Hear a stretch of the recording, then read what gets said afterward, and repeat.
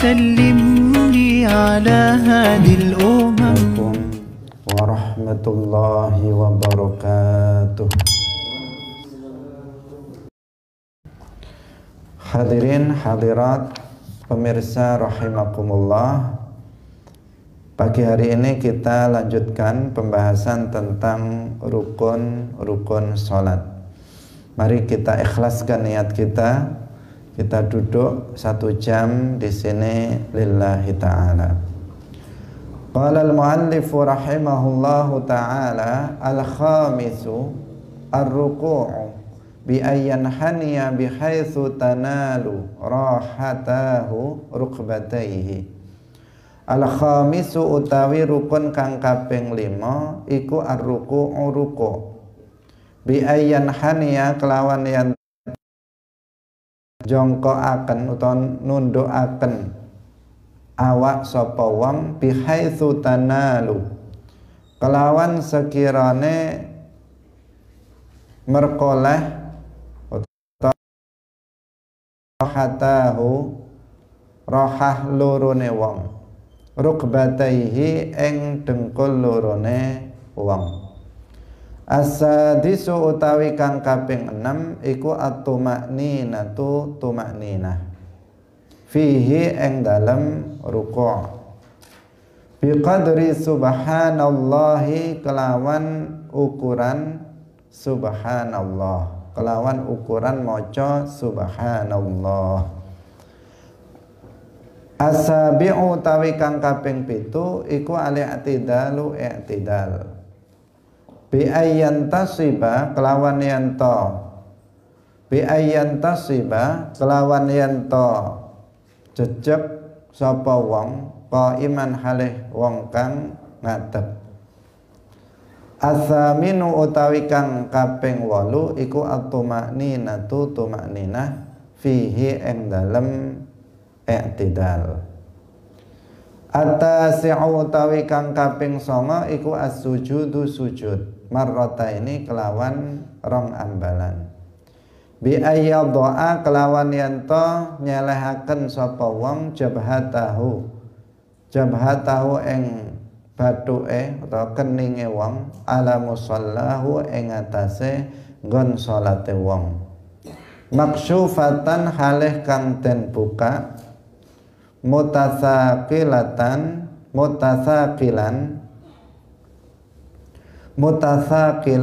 tur halih nekan biha kelawan jabhatahu munakkisan halih gawe tankis wa yadha'a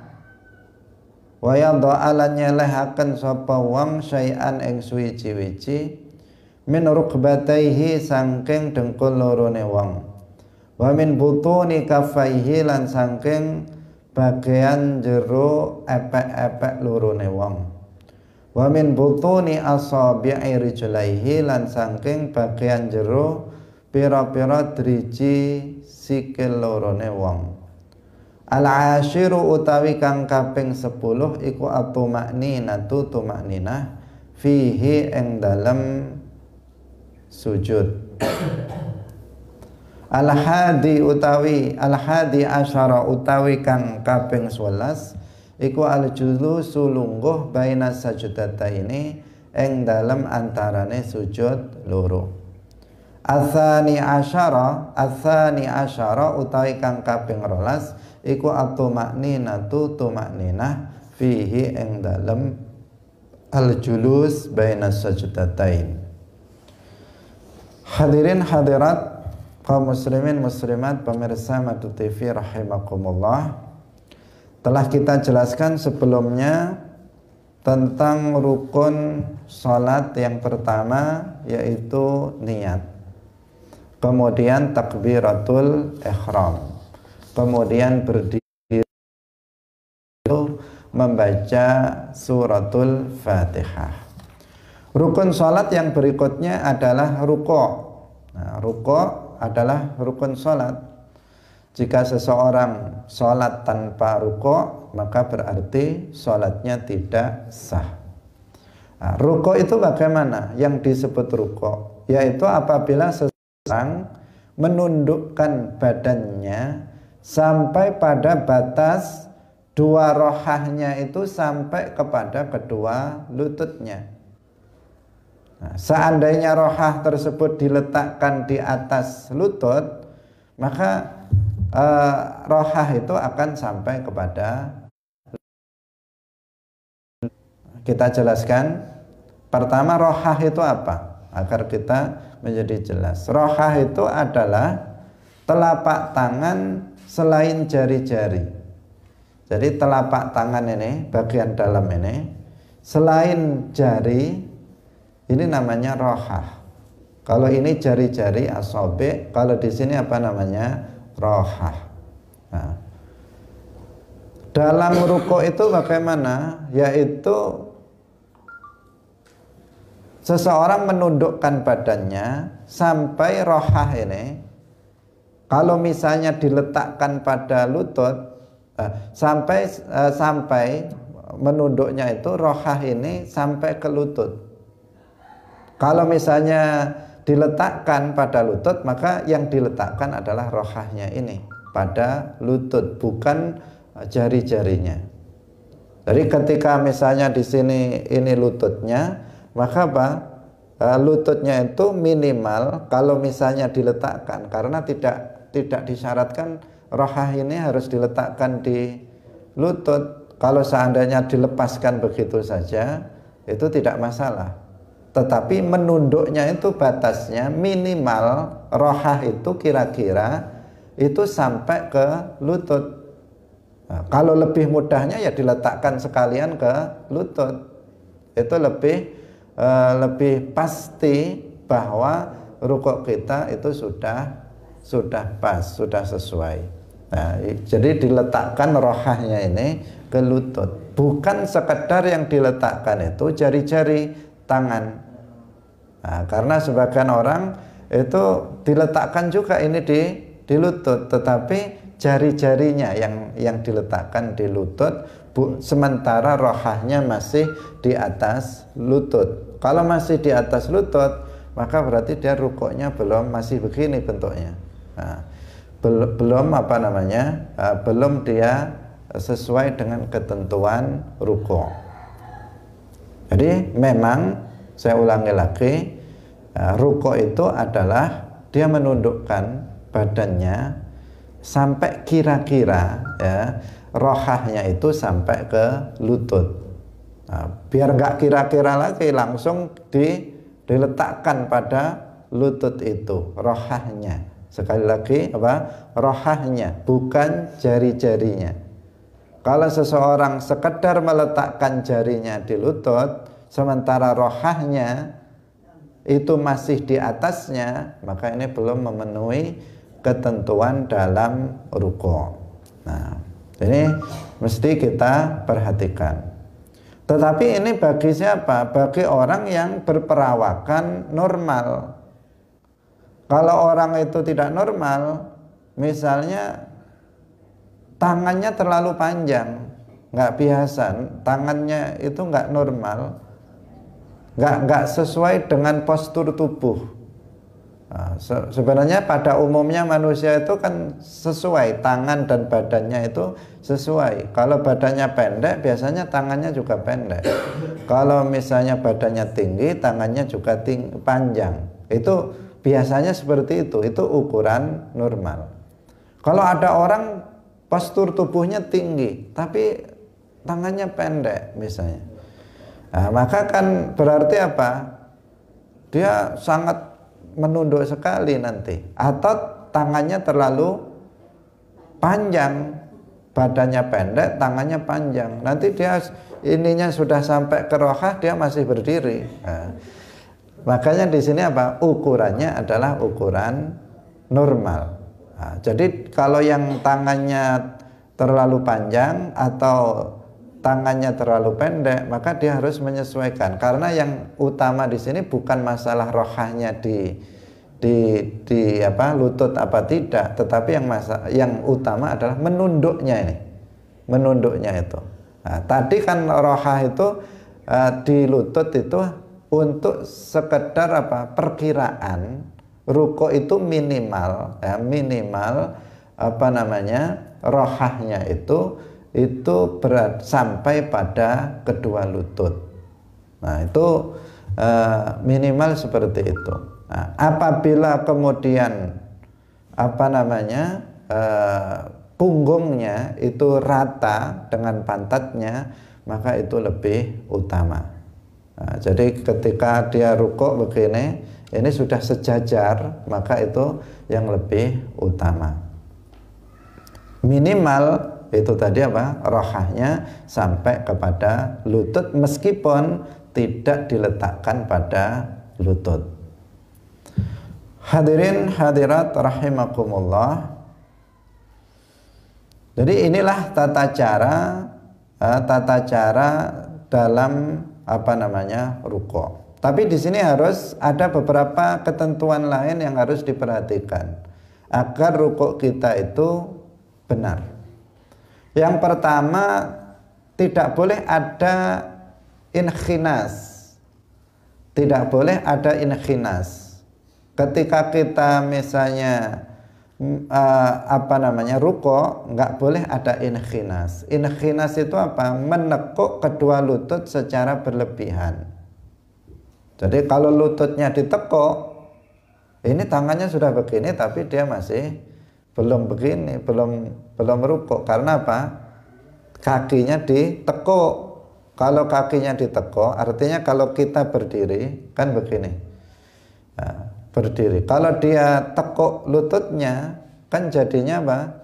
Jadinya misalnya apa namanya? Jadinya tidak rukuk nanti. Bentuknya itu tidak bentuk rukuk lagi. Kalau dia tekuk kakinya, tekuk apa lututnya itu ditekuk, berdirinya itu ditekuk. Bisa dipahami ya?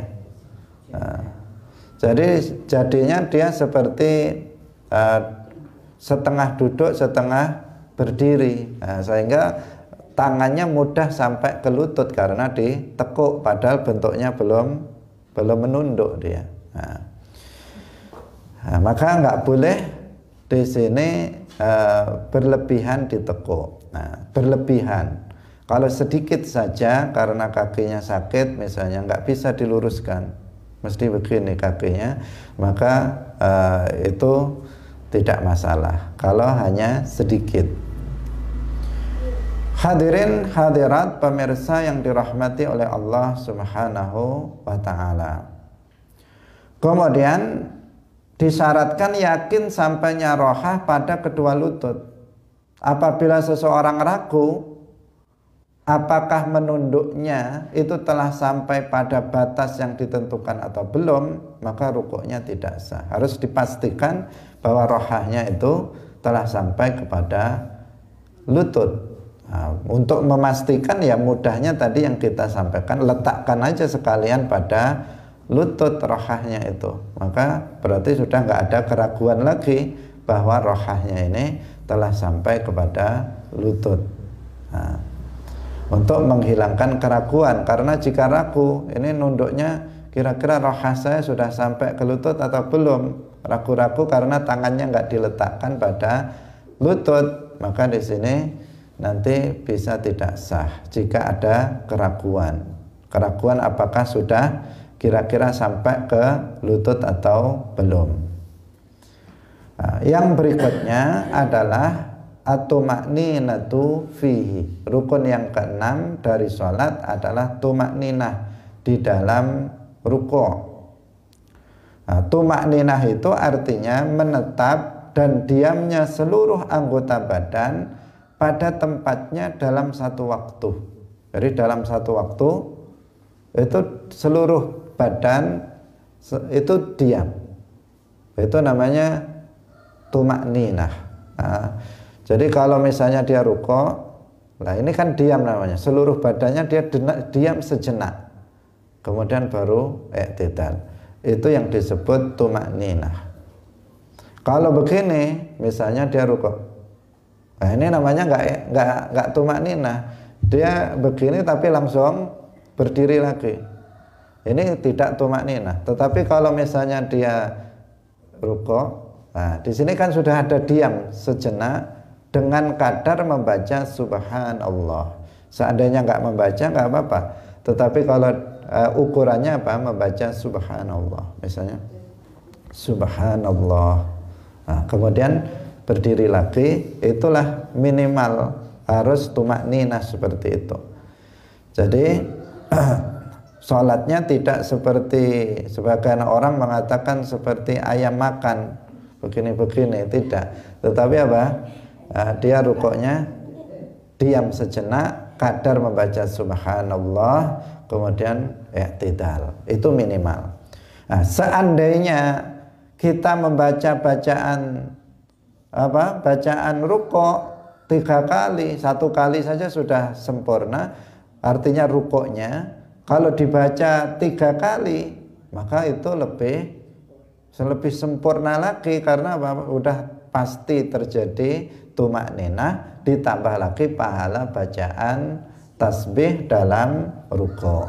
Nah, itu termasuk dalam sholat tarawih, dalam semua sholat itu harus tumakninah, baik dalam rukuk, sujud ataupun yang lainnya.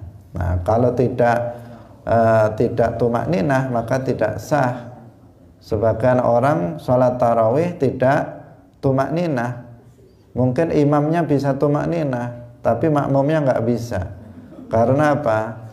Karena kalau imam kan dia bisa mengontrol Allahu Akbar, sementara makmumnya tidak bisa, karena tidak paham tentang tata caranya misalnya. Jadi sholat cepat itu boleh asalkan tumakninah. Berarti tidak cepat sekali, berarti ya. Tidak sangat cepat, ya cepat boleh, tetapi tumakninah artinya tetap memenuhi rukun-rukunnya. Rukun-rukunnya semuanya terlaksana dengan benar dan dengan baik. Meskipun cepat, misalnya yang dikurangi itu bacaan-bacaannya, suratnya dicari yang pendek, tasbihnya dibaca sekali saja, sekedar misalnya rukuk subhanallah, Allahu sami Allahu liman hamidah, kemudian sujud subhanallah misalnya, itu bisa cepat juga sholat seperti itu. Itu sudah cepat. Tetapi apa? Sholat seperti itu ya pahalanya tidak sebanyak apabila seseorang melakukannya dengan sempurna, mendatangkan sunnah-sunnahnya. Nah, ini yang sering diabaikan, karena ya mungkin masyarakat awam, masyarakat bawah, kalau dia sholatnya terlalu lama, kemudian khawatirnya bukan nggak khusyuk, tetapi mereka nggak mau sholat lagi. Karena di sini ada musola, di sana ada musola, yang sini cepat, yang sana lambat, yang ramai yang cepat, yang lambat itu sepi. Nah, nggak ada yang ikut. Tetapi sebenarnya apa? Sebenarnya kita harus memberikan pembelajaran kepada masyarakat, itu bukan dibiasakan yang kurang baik, tetapi dibiasakan yang paling sempurna. Semestinya seperti itu. Nah, tetapi ini semuanya terkait dengan strategi. Tetapi semua kita hendaknya berusaha dalam melaksanakan sholat itu sesempurna mungkin, karena buktinya mungkin di sana tidak bisa dibedakan di sini. Nah, misalnya di Makkah, di Madinah, sholatnya lebih dari 2 jam. Yang dibaca panjang-panjang, tapi masjidnya juga full juga, yaitu nggak bisa mungkin dibuat perbandingan dengan di daerah kita. Tetapi minimal yang harus kita perhatikan adalah sholatnya harus sah, harus yang kita kerjakan itu harus sah. Jangan sampai mengejar tayang kemudian nggak sah. Biar jamaah saya biar banyak, kemudian dicepatkan, tidak ada tumakninahnya. Nah, kalau nggak ada tumakninah, ini nanti bisa berbahaya terhadap sholatnya. Kasihan mereka sudah meluangkan waktu untuk sholat, ternyata tidak mendapatkan pahala dari sholatnya. Terkadang nggak baca Fatihah, kebanyakan nggak baca Fatihah. Padahal yang cepat-cepat itu maksudnya, kebanyakan yang mereka sholat kilat itu biasanya nggak selesai baca Fatihahnya. Jadi pokoknya apa? Ngikuti imam saja. Padahal kemarin sudah kita terangkan dalam mazhab Syafi'i, imam ataupun makmum dia harus membaca Fatihah selesai. Nah, kalau misalnya yang nggak tahu teknisnya, imamnya sudah baca Fatihah dengan cepat, ternyata setelah itu imamnya cuma baca Bismillahirrahmanirrahim, Yasin, misalnya, terus rukuk misalnya. Nah, padahal makmumnya belum baca Fatihah, terus bagaimana kira-kira itu? Nah, tapi kalau mengetahui tata caranya, makmum segera membaca Fatihah setelah imam membaca Fatihah. Setelah imam sudah mulai baca Fatihah, makmum segera baca Fatihah. Tetapi tetap apa? Tetap itu nanti akan kesulitan karena makmum menjadi tidak mendengarkan bacaan Fatihahnya imam. Padahal semestinya dia harus mendengarkan bacaan Fatihah imam. Maka kalau kita sebagai imam, maka hendaknya kita mengajari masyarakat, umat ini untuk sholat dengan sesempurna mungkin. Nah, sholat tarawih pun dengan sesempurna mungkin. Nah, karena yang dicari adalah kesempurnaan untuk kepentingan akhirat kita nanti di akhirat, kesempurnaan pahala yang kita dapatkan dari sholat yang kita laksanakan, bukan sekedar sholat, bukan sekedar kita terlihat melaksanakan bentuk sholat, tetapi betul-betul sholat yang kita lakukan itu sah dan diterima oleh Allah Subhanahu wa ta'ala. Ini belum bicara khusyuk, Kalau sholat cepat itu gimana khusyuknya, itu juga sulit dibayangkan, sulit untuk dibayangkan. Meskipun mungkin saja kita tidak mencela bahwa mereka pasti nggak khusyuk, mereka pasti tidak tumakninah, kita juga tidak bisa memukul rata seperti itu. Tetapi dari sisi umumnya agak sulit dibayangkan bahwa orang yang sholat super kilat kemudian dia akan bisa khusyuk dalam sholatnya, bahkan tumakninah pun itu agak sulit mereka melakukannya. Nah, bahkan bisa jadi banyak rukun yang tertinggal gara-gara mengejar cepatnya selesai sholat tersebut. Hadirin hadirat rahimakumullah. Jadi di sini ada ketentuan rukun sholat adalah tumakninah. Nah, tumakninah ini nanti dalam rukuk, tumakninah juga ada dalam sujud, dalam i'tidal, ada dalam sujud, ada dalam duduk di antara dua sujud. Itu semuanya harus ada tumakninah. Nah, tumakninah tadi apa?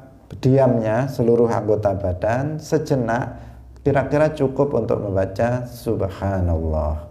Nah, baru melanjutkan yang rukun berikutnya. Hadirin rahimakumullah. Kemudian rukun salat yang ketujuh adalah i'tidal. As-sabi'u al-i'tidal bi ayyantasiba qa'iman, yaitu kembalinya orang yang rukuk pada posisi sebelum rukuk. I'tidal itu kembali kepada posisi sebelum rukuk. Jika seseorang itu salatnya dengan berdiri, berarti kembali berdiri.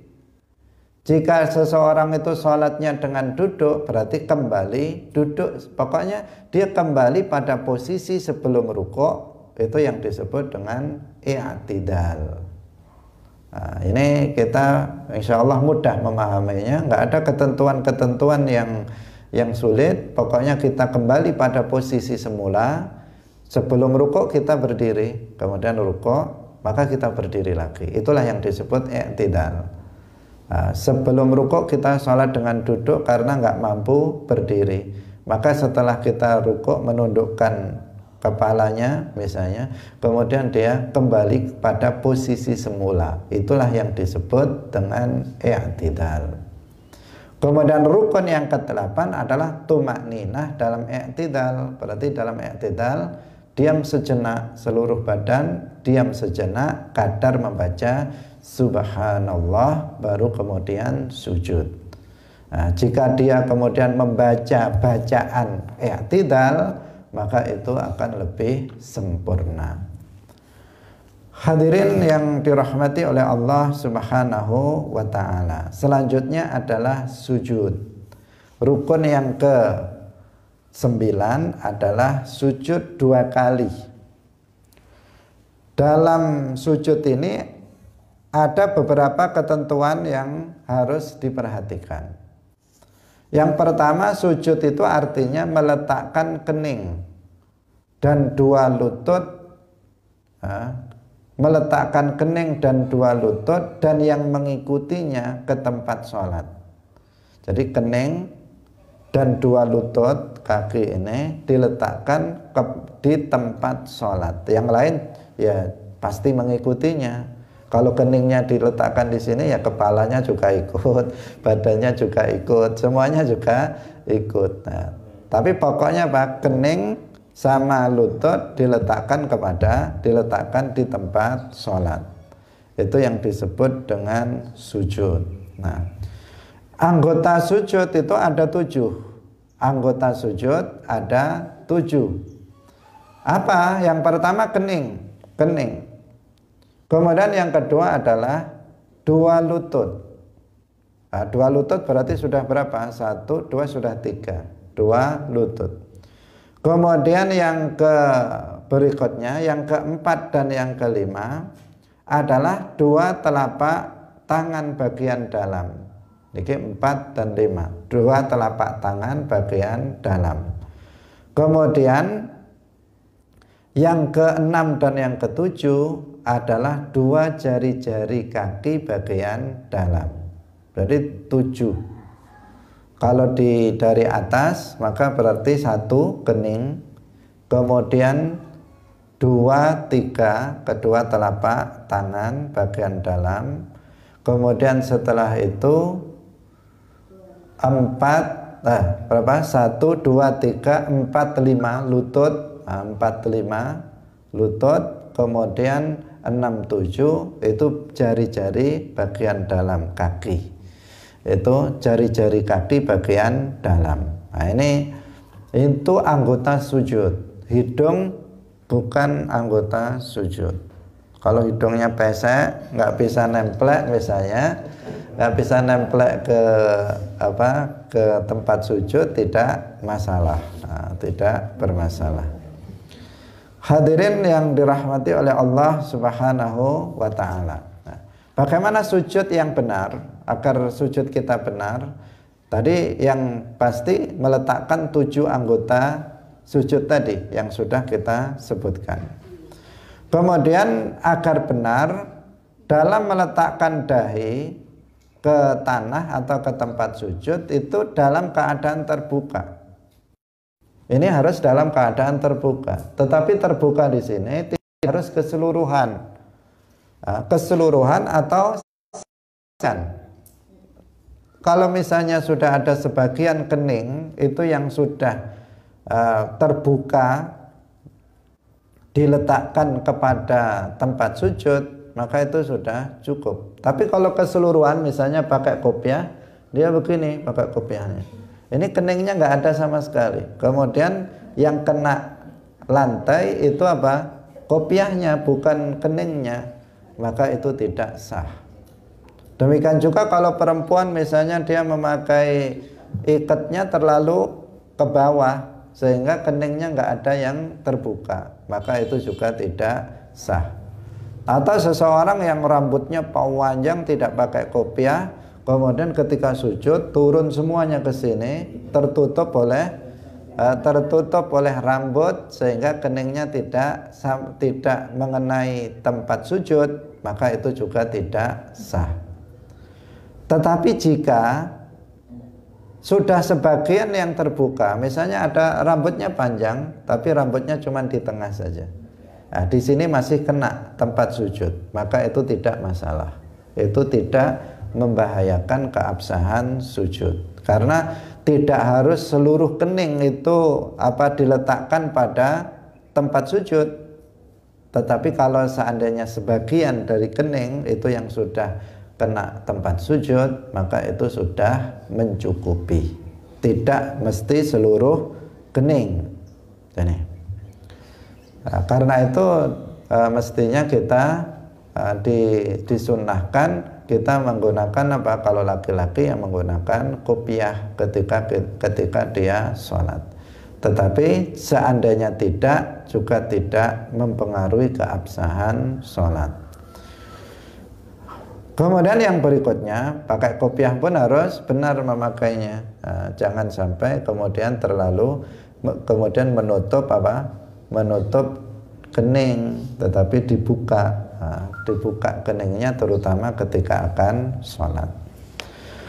Kemudian yang berikutnya adalah sujud itu dilakukan dengan, di sini dikatakan mutasakilan.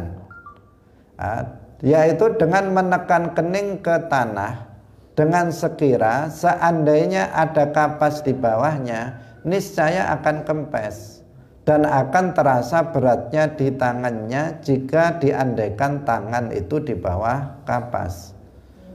Kapas itu keras atau lembut? Sangat lembut. Kapas itu sangat lembut. Kemudian kapas itu diletakkan di sini. Kemudian kening kita diletakkan di atas kapas itu. Maka kira-kira ditekan sedikit saja sudah kempes atau enggak? Sudah kempes, ditekan sedikit saja sudah kempes dan terasa di tangan kita itu terasa ada beratnya. Itu minimal seperti itu.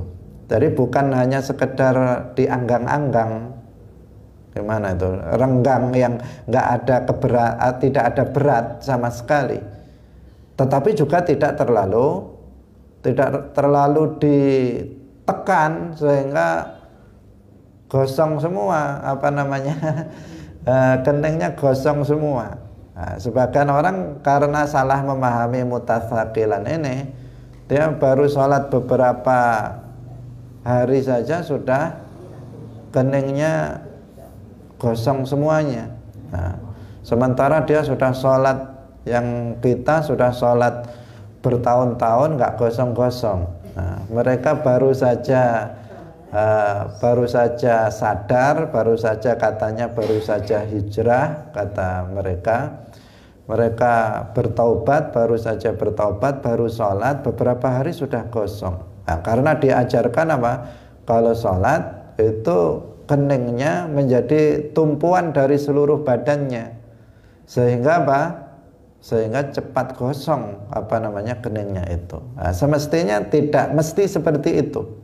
Kita tidak mencela, tetapi tidak mesti seperti itu. Karena di sini penjelasannya seandainya ada kapas, bukan seandainya ada batu misalnya. Di situ maka batunya akan penyet, enggak. Nah, tetapi seandainya ada kapas diletakkan di atas tangan kita, kemudian kita sujud di sini, maka kapasnya akan kempes dan kita terasa di sini ada beratnya.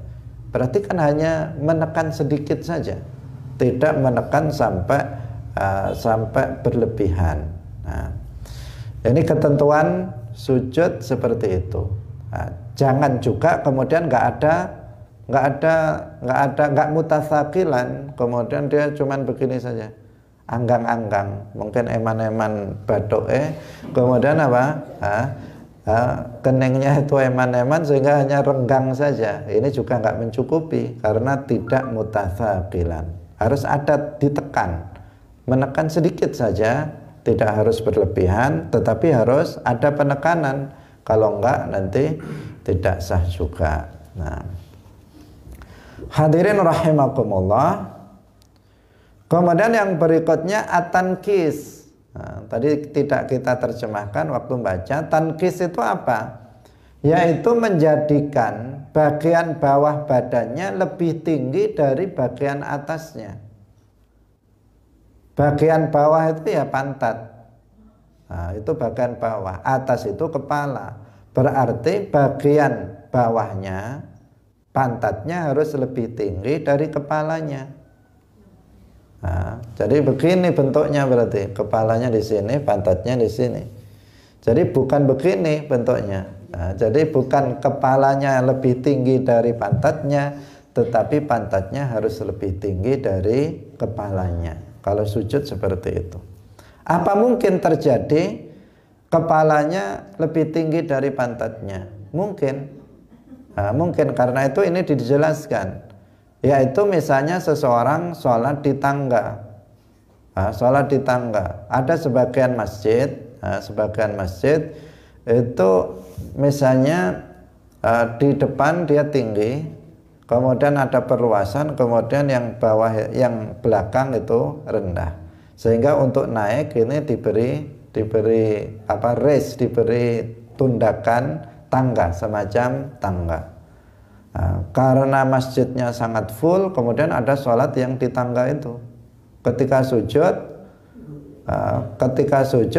kepalanya di atas, di bancian yang atas, kemudian kakinya di bawahnya. Akhirnya bentuknya begini sujudnya, bukan begini. Nah, itu tidak sah kalau kepalanya lebih tinggi dari pantatnya. Jadi bagian bawah badan itu harus lebih tinggi dari kepalanya, bagian atas badannya. Nah, ini ketentuan yang juga penting. Ini dalam mazhab Syafi'i. Dalam mazhab lain ada yang tidak mensyaratkan itu. Nah, dalam mazhab yang lain. Nah, karena kan tetap harus menghadap ke arah kiblat semua. Bukan seperti yang ada dalam guyonan, dalam meme itu. Tapi anak kecil ya, ketika nggak cukup di rest malah menghadap ke tempat yang berbeda dengan arah kiblat. Itu udah hanya guyon yang ada di menyebar itu. Hadirin rahimakumullah, pemirsa Madu TV rahimakumullah. Kemudian meletakkan sebagian dari kedua lututnya meski sedikit ke tanah. Jadi ini tadi sudah kita jelaskan. Jadi kedua lututnya itu diletakkan di tanah. Ini tidak harus terbuka, tidak seperti kening tadi. Kening tadi harus terbuka, tetapi kalau kedua lutut tidak harus terbuka. Meletakkan bagian dalam kedua telapak tangannya di tempat sholat, ini sudah jelas. Jadi diletakkan. Kemudian meletakkan bagian dalam jari-jari kedua kaki ke tempat sholat. Nah, yang ini sering diabaikan. Kalau orang sholat meletakkan kedua telapak tangannya, itu sudah hampir pasti. Nggak ada yang begini misalnya, tangannya diletakkan di belakang, seperti senam misalnya, nggak seperti itu. Tetapi dia pasti meletakkan kedua telapak tangannya di tanah, di tempat sujudnya. Kening juga begitu, lutut juga begitu. Tetapi yang sering diabaikan adalah jari-jari kaki bagian dalam. Bagian dalam ini bagian dalam. Ini namanya bagian luar, ini bagian dalam. Berarti kaki itu dia harus dipancatkan. Karena bagian jari bagian dalam itu harus diletakkan di tempat sujud. Kalau dia sujudnya begini, berarti tidak diletakkan bagian dalam kakinya di tempat sujud. Nah, itu tidak mencukupi untuk sujudnya. Nah, ini yang sering dilupakan, terutama pada sujud yang kedua. Nah, kalau saya mengamati, orang sering melupakan pada sujud yang kedua. Ketika dia sujud yang pertama, karena dia dari i'tidal, kemudian dia sujud pertama, biasanya langsung dipancatkan.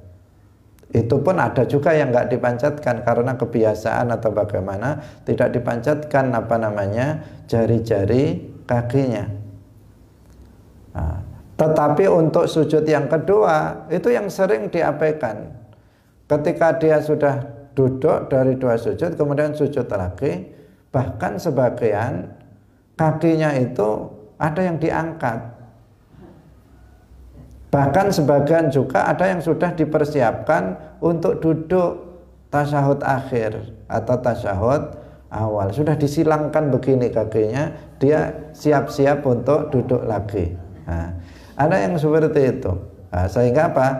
Bagian dalam dari jari-jari kaki ini tidak menempel pada tempat sujud. Nah, ini nggak boleh seperti itu. Dan ini sering diabaikan, harus kita ingatkan. Banyak orang sujud itu seperti itu. Tidak memperhatikan bahwa bagian dalam dari jari-jari kedua kaki itu harus diletakkan di tempat sholat. Nah, hadirin hadirat rahimakumullah. Kemudian rukun sholat yang ke-10 adalah tumakninah di dalam sujud. Sujud juga harus tumakninah. Kadarnya tadi apa? Diamnya seluruh badan, kadar membaca subhanallah. Kalau dia membaca tasbih dalam sujud 3 kali, maka itu lebih utama. Apabila dia membaca doa selain itu, membaca doa-doa yang lain, itu juga diperbolehkan. Karena dalam hadis disebutkan aqrabu ma yakunul abdu idza kana fi sujudihi fa aktsirud du'a fihi. Orang yang paling dekat kepada Allah, bukan dekat tempat, karena Allah ada tanpa tempat, tetapi dekat dengan pengertian rahmat Allah, itu dekat kepadanya, yaitu ketika seseorang itu sujud. Ketika seseorang itu dalam kondisi sujud, maka perbanyaklah doa ketika kita melaksanakan sujud. Jadi ketika kita sujud, kita perbanyak doa. Kenapa? Karena di situ adalah seseorang dikatakan dekat, rahmat Allah itu dekat kepadanya. Sehingga dia sangat dianjurkan dia untuk memperbanyak doa di sana. Sehingga sebagian orang itu kalau sujud agak lama. Dia tidak, karena dia tidak hanya membaca tidak hanya membaca tasbih 3 kali, tetapi dia ada doa juga. Tetapi kalau seseorang jadi imam, jangan terlalu lama, nanti kasihan makmumnya yang di belakang sudah nunggu, kadang sudah mendahului, imamnya masih sujud saja. Tetapi ya diperkirakan, dikira-kirakan, karena imam itu harus bijaksana dengan pengertian dia harus melihat kondisi makmumnya. Ada makmumnya yang anak-anak, ada makmumnya yang orang tua, yang sujud terlalu lama nggak tahan boyoknya misalnya.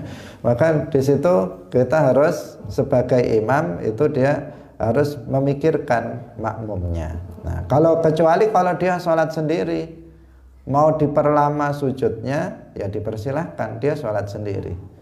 Nah, kalaupun dia sholat berjamaah sebagai imam, ya lama tidak masalah sekedarnya. Lama artinya sesuai dengan kemampuan daripada para makmum.